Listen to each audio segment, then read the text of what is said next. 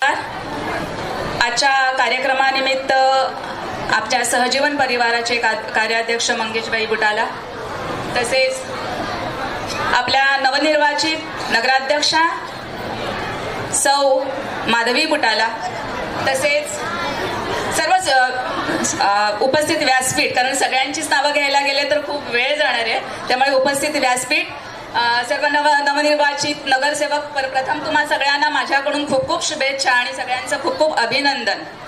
आजचा कार्यक्रम खरं तर माझा हा चौथा सत्कार आहे सहजीवन परिवारातर्फे झालेला, आणि परवाच मला मंगेशबाई म्हणाले की जेवढे सत्कार तेवढीच तुमच्यावर जबाबदारी जास्त असणार आहे.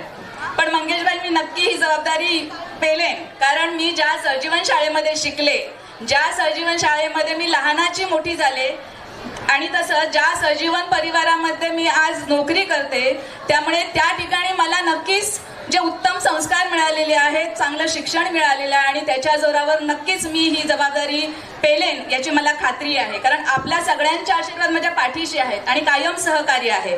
मला इथे एक आवर्जून गोष्ट सांगावीशी वाटते की ज्या वेळेला मी इलेक्शन लढणार आणि त्यावेळेला मंगेशबाई आफ्रिकेला होते आणि मला संस्थेकडून परमिशन हवी होती की मी ही निवडणूक लढवू शकते म्हणून, आणि त्यावेळेला कसलीही कोणत्याही बाबतीत कोणतीही अडचण न निर्माण करता मंगेशबाईंनी मला अगदी तुम्हाला कशा प्रकारे परमिशन पाहिजे ते तुम्ही सांगा, आमच्याकडून सगळं सहकार्य मिळेल. आणि केवळ मंगेशबाई या तुमच्या सगळ्यांच्या सहकार्यामुळेच मी आज हे यश प्राप्त करू शकले आहे. आजच्या कार्यक्रमासाठी उपस्थित असलेले सगळे पालकवर्ग कायमच आमच्यावर विश्वास ठेवतात. अशा विश्वास कायम आमच्या सहजीवन परिवारावरती ठेवा. तसंच आज जेवढे विद्यार्थी या कार्यक्रमामध्ये सहभागी होणार आहेत त्यांसाठी खूप खूप शुभेच्छा, आणि तसंच तुम्ही आम्हाला इथे जो मान सन्मान दिला त्याबद्दल खूप खूप धन्यवाद. असंच प्रेम कायम असू दे.